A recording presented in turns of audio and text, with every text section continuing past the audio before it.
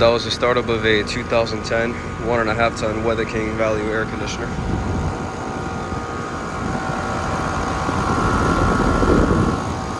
It's got a very nice Copeland scroll sound into it.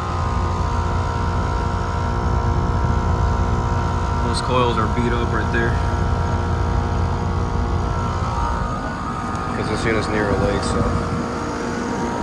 still running. Manufactured in the 20th week of 2010, 1.5 ton. It's looking good.